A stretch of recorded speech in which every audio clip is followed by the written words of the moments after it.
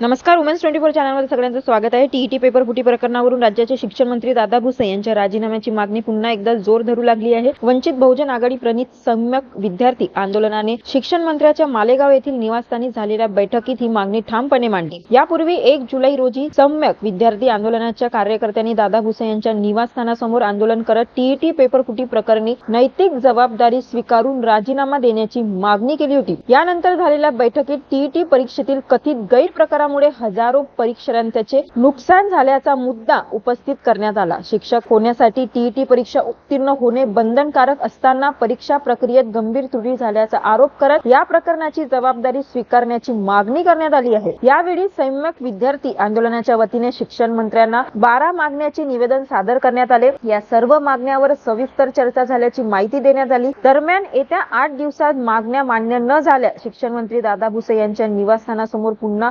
राज्यव्यापी आंदोलन छेडण्याचा इशाराही सम्यक विद्यार्थी आंदोलनाने दिला आहे.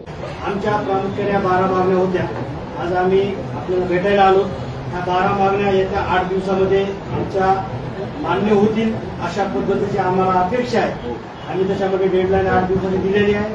जर ह्या 8 दिवसामध्ये नाही झाल्या पुन्हा आम्हाला तुमच्या घरावरती राज्यव्यापी आंदोलन उभं करावं लागेल. अशी वेळ येणार नाही अशा पद्धतीची आमची तुम्हाला विनंती आहे. आणि सगळ्यात बैठकीतला शेवटचा विषय की ह्या जो पेपर फुटीचा घोटाळा झालाय काँग्रेसने तर काही नैतिकता स्वीकारली नाही.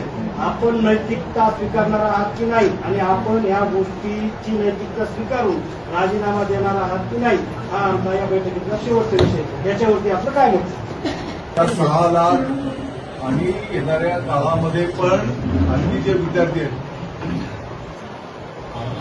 आमची पण जबाबदारी नाही का? उलट कधी न होणाऱ्या गोष्टी आपण आता केल्या ना.